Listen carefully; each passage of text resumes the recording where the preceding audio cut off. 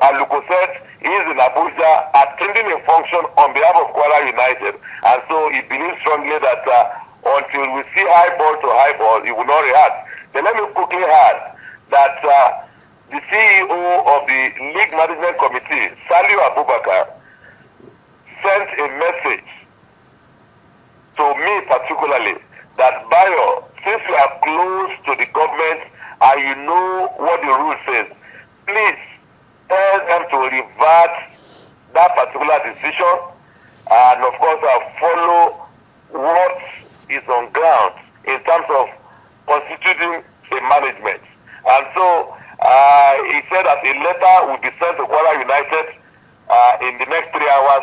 I'm quoting him from what he said in 2 o'clock. That's Saliu Abubakar. And that if Kwara United did not reverse that particular development, 72 hours will be given to them, and of course they're likely to face the wrath of LMC. So that is the situation now. It is not that we are confused, but the point is that the League Management Committee, perhaps people are complaining that in Delta State they have a commission headed by Amaju. We have Lodi Stars, and of course we have Gombe, where management has been accepted in triples, just like what is happening in Kwara United, and of course nothing is being done. So the precedent that we are following has to do with LMC not being firm with decisions on who should constitute a management.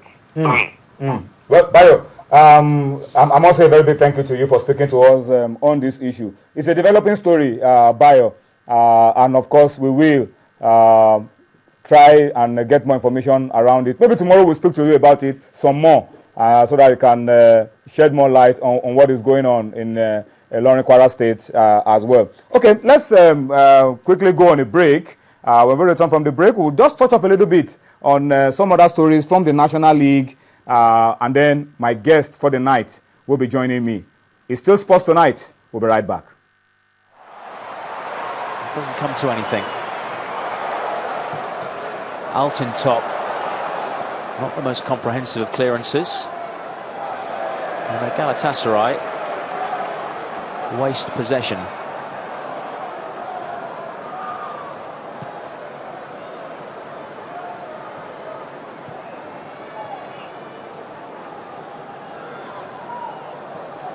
Cazorla finds Ramsey.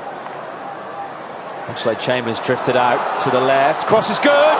Sanogo denied by the intervention of Aurelien Chejo.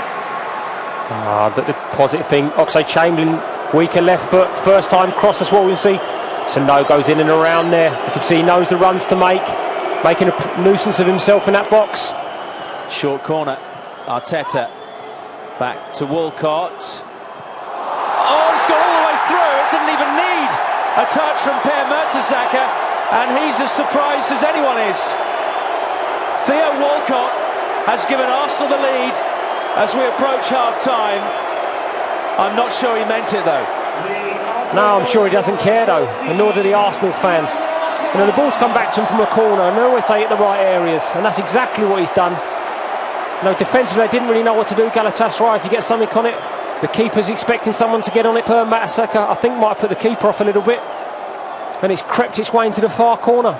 Snyder, Cholak, Snyder again, dinks one in, Drogba over his head. Oh, the referee's given a penalty, has he? Well, my producer clearly is an Arsenal fan. He allowed you see Arsenal's goal and didn't allow you see Gala's goals. Of course, coming courtesy Didier Drogba. But it's one of those things. Of course, the result of that game was that Arsenal lost the game 2-1. Both goals coming from Didier Drogba. And I think yesterday we had a long argument about Godfrey Obabona, that if he was playing for Arsenal, probably would have kept Drogba quiet in that game. But that's just by the way. Before I introduce my guest, let me just quickly run through for you. Yesterday we couldn't bring you the National League results, and a lot of you were asking questions on Twitter that you want to get updates around the Nigerian National League. We'll just quickly run through the results for you. As you can see on your screen, Division A, week 29 matches. We have one more round of games to go. The Jos Derby, the two Jos Derbies, that's Jude against Plateau United. That one ended goalless. Giwa and Mighty Jets ended 1-1. So no winner, no vanquished. Gateway beat FC Taraba 1-0. Abia Comets beat Kogi United 1-0 as well. We had DSS beating FC Abuja 3-2 in another game that was played over the weekend. In Division B, we had Aqua Style beating Crown 1-0.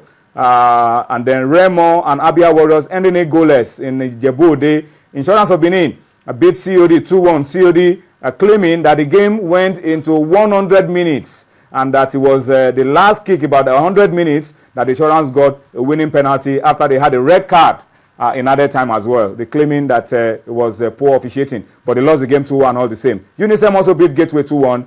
Fountain and Prime played out a 1-1 draw. That game was played in Ekiti. All right, so that's just a quick recap of the matches in the National League. For those of you asking questions around the Nigeria National League, maybe tomorrow we will give you results from the Nationwide League so that we can keep in touch with all the leagues across the country. Talk to us, please. Let us know what you feel about some of the issues we've raised already on Sports Tonight. Our feedback mechanisms are showing on your screen. We expect to get the feedback from you. Talk to us. Let's know what you think about all of the issues we've raised. The Kwara United matter. It's a typical case of football administration in Nigeria that has been a problem. Let us know what you think about it. The Eagles getting ready for the Mandela Challenge. Bafana, the sports minister, 1994 Eagles. These are very crucial issues. And of course, Eagles, home-based Eagles, who play for the national team and find it difficult to play for their clubs. What do you think about it? Get back to us on our platforms, feedback platforms. We will read your comments real time on Sports Tonight. Okay, let's go on now, and let me introduce to you my guest, Kayode Idowu.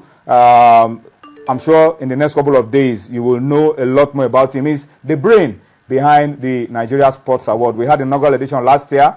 This year we'll be having another one, and Kayode is here to talk to us about all of this. Kayode, thank you for coming to talk to us about the Nigeria Sports Award. I think we should start by thanking you for coming up with that initiative of rewarding outstanding sportsmen and women in Nigeria. What informed your decision to do all of this?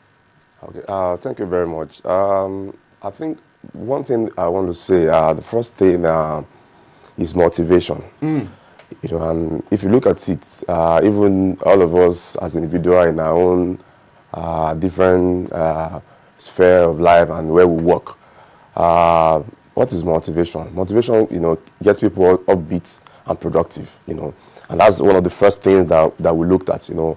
How can we get our sportsmen and women, you know, to be upbeat, you know, and be productive? And that's one of the reasons that, one of the things that led to, you know, Nigeria Sports Award, which is basically People's Award, you know, in recognition of excellence, and also to celebrate, you know, outstanding achievements, you know, in our sportsmen and women, you know, those sports men and women who have shown the brightest, you know, in the course of the year, you know, and that way of Nigerians saying, oh, this is what you have done for us, you have brought us joy, you know, in the past 1 year. Even if nobody, you know, recognizes you in government, how can we as Nigerians, you know, recognize them and support them, you know, to achieving a greater results, you know. So if there's a body or if there's an award, and who says everybody has that, you know, every country has sports award. Why not Nigeria, you know, South Africa, Ghana, the US, everybody has. So I think it's just like a national award. Exactly. I think it's long overdue that, you know, in Nigeria we've not had it. And you could see that in the, you know, in the faces of all the ex-internationals that were present at the inauguration last year. You know, like the Miriam Liney of this world, and all of them were saying that they wish that this happened during their own, during their own time. But they're happy that is you know, it's coming out now. There's somebody who is there to actually recognize, you know, and actually inspire, you know, our athletes, you know, even the coming ones, you know. So, and that's just the reason and the brain behind all of this. So, one of the things the main objective actually is for us to be able to raise prestige and inspire outstanding performances in our athletes. That's just the main objective behind the Nigeria Sports Award. So it's nothing new. It's been happening everywhere in the world. But we just wonder why it has not happened in Nigeria for so long. And it's something that we did, and we felt, oh, okay, we are not a core sports person. You know, I'm a brand person, I'm a market commission person, but it's something that we believe that we can do, you know,